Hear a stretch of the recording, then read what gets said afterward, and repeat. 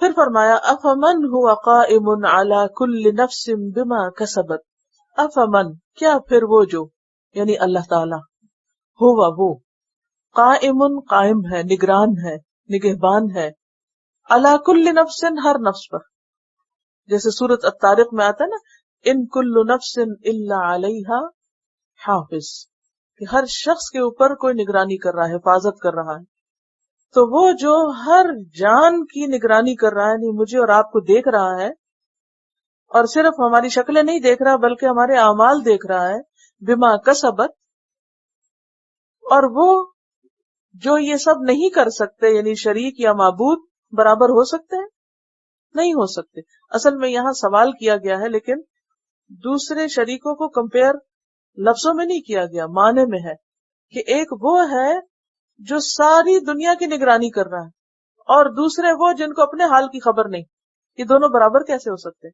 ویسے اگر انسان تھوڑا سا بھی عقل سے کام لے تو ایک وہ جس نے پوری کائنات بنائی اور ایک وہ جو پتھر کا بت ہے رکھا ہوا، ان دو میں کیا کمپیریزن ہے، کیا مقابلہ ہے؟ کچھ بھی تو نہیں. تو ایک وہ جو ہر نفس کے بارے میں جانتا ہے، ہر انسان کے بارے میں جانتا ہے، اور ایک وہ جو نہ آنکھیں رکھتا، نہ کان رکھتا، نہ اپنے آپ کو جانتا ہے، لیکن اس کے باوجود انہوں نے اللہ کے شریک بنا لیے. وَجَعَلُوا لِلَّهِ شُرَكَاءَ، اور شریک بھی کون سے بنائے؟ جن کے پاس کوئی اختیار نہیں، جو نہ سن سکتے ہیں نہ دیکھ سکتے ہیں، اور جو خود نہ سنے خود نہ دیکھے، کیا وہ کسی اور کو سنوا اور دکھا سکتا ہے؟ ہرگز بھی نہیں. یعنی جس کی اپنی آنکھیں نہیں، جس کے اپنے کان نہیں، کیا وہ دوسروں کو کان اور آنکھیں دے گا؟ اللہ جو کہ ہمیں دیکھتا ہے، ہماری باتیں سنتا ہے، ہمارے اعمال کو جانتا ہے، تو وہی حق رکھتا ہے کہ اس کی عبادت کی جائے، نہ کہ اس کے مقابلے میں دوسرے معبود. قل سموہم، کہہ دیجئے ان کے نام تو لو، کن کو تم نے اپنا خدا بنا رکھا ہے. ام تنبئونہ، یا تم اس کو بتاتے ہو، یعنی اگر تم نام لینا چاہو لات عزا منات کے، تو بات یہ کہ بما لا یعلم فی الارض، جن کو وہ زمین میں جانتا نہیں کہ وہ خدا ہے. یعنی پہلی بات تو یہ کہ کوئی خدا ہے نہیں، اور اگر تم نے کسی کو خدا بنا رکھا ہے اور اللہ کو بتا رہے کہ یہ ہے ہمارے خدا، تو اللہ تعالیٰ تو اس کا انکار کرتا ہے، کیونکہ وہ ان تمہارے بتوں کو خدا کے طور پہ نہیں جانتا، کیونکہ ان کے اندر تو کوئی طاقت ہی نہیں، خدا والی کوئی خصوصیت ہی نہیں. دیکھیں جب مثلا آگ کو آپ آگ کیوں کہتے ہیں؟ جلاتی ہے، اس میں آگ والی خصوصیت ہے. اب اگر آپ کسی ایسے مثلا مٹی کو کہیں یہ بھی آگ ہے، یا کسی پتھر کے ٹکڑے کو کہیں یہ بھی آگ ہے، تو سننے والا کیا کہے گا؟ دیکھنے والا یہ آگ کیسے ہے؟ اس کے اندر تو آگ والی خصوصیت ہی نہیں.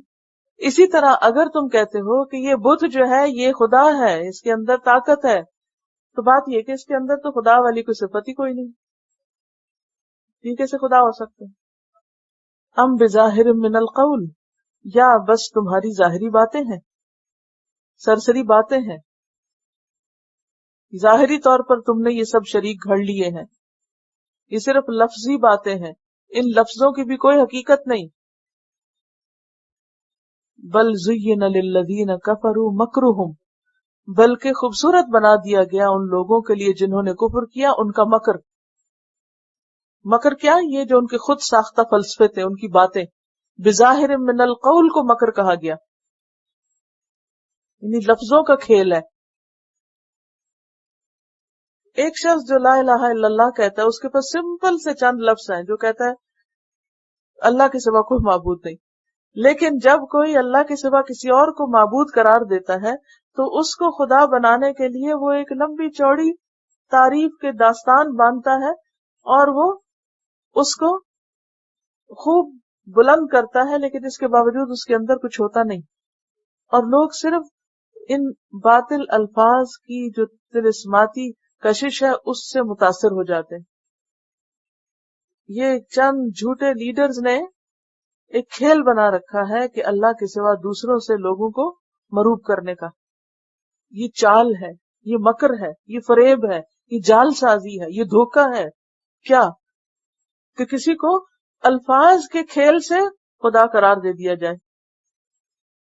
وَصُدُّوا عَنِ السَّبِيلِ، اور وہ اللہ کے راستے سے روک دیے گئے. وَمَن يُضْلِلِ اللَّهُ فَمَا لَهُ مِنْ هَادٍ، اور جس کو اللہ بھٹکا دے اس کے لیے کوئی ہادی نہیں ہوتا، اس کو کوئی ہدایت دے ہی نہیں سکتا.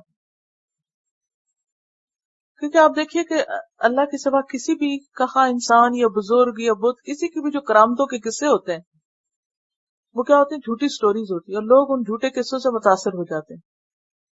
اور بعض مسلم لٹریچر میں بھی ایسی کتابیں ایسی بےہودہ خرافات کہانیوں سے بھری پڑی کہ جس میں کبھی وہ بزرگوں کی بڑی بڑی ایسی کرامتوں کا ذکر ہے اور ان کی طاقت کا اور ان کے زمین آسمان کو ملانے کا، اور کبھی اور مخلوق کی.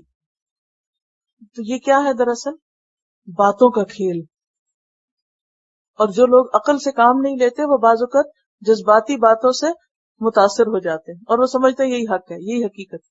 اور یہی دراصل انسان کا امتحان ہے. اللہ نے ہمیں عقل دی ہے نا.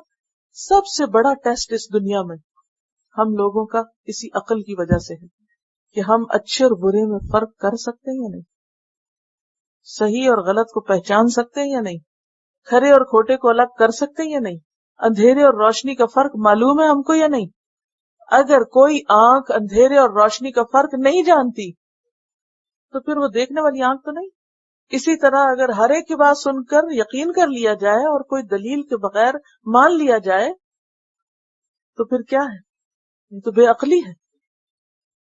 یا کسی کی باتوں میں آ کر کسی کے خود ساختہ فلسفوں اور جھوٹی کہانیوں میں انسان کھو کر اصل حقیقت کو فراموش کر دے اور یہ تکلیف گوارا نہ کرے کہ اس کے رب نے کیا کہا ہے. صرف سنی سنائی باتوں پر، تقلیدی اور رسمی باتوں پر اپنے دین ایمان کی بنیاد رکھے تو ایسا شخص دراصل خود ہی کو دھوکہ دے رہا ہے. سورۃ الملک میں آتا نا کہ قیامت کے دن لوگ کہیں گے کاش ہم سنتے اور سمجھتے، عقل سے کام لیتے تو ہم آج اس آگ میں نہ پڑتے. تو ہم سب کو بھی تعصب چھوڑ کر ان بائس رویے کے ساتھ بالکل ذہن کو خالی کر کے حق کو پانے کی کوشش کرنی چاہیے. بعض اوقات ہم ایسا بھی ہوتا ہے نا کہ ہم قرآن پڑھتے ہیں، اس کے بعد کسی کی باتیں سنتے ہم کنفیوز ہو جاتے ہیں، او یہ تو پتہ نہیں کیا کہہ رہا ہے، یہی سچ ہوگا، اور جو ہم نے پڑھا پتہ نہیں وہ ٹھیک ہے کہ نہیں. وہ یہ قرآن ہے تمہارے سامنے، پھر آ کے پڑھ لو اس کو اگر کہیں شک ہے تو. کیونکہ شک کا علاج تو یہی ہے کہ اپنے علم میں اور اضافہ کیا جائے. جسے پیچھے ہم نے پڑھا تھا نا کہ جب بارش ہوتی ہے تو وادیاں بہہ نکلتی ہیں اور خس و خاشاک اوپر آ جاتے، وہ شک شبہات سب اوپر آ کے سب بہہ جاتے ہیں، اور جو خالص صاف پانی وہ ٹھہر جاتا ہے. تو جب کبھی کوئی تنکے آ کے گرے تو مزید فریش پانی ڈالنے کی ضرورت ہے تاکہ گدلا پانی جو سب باہر نکل جائے.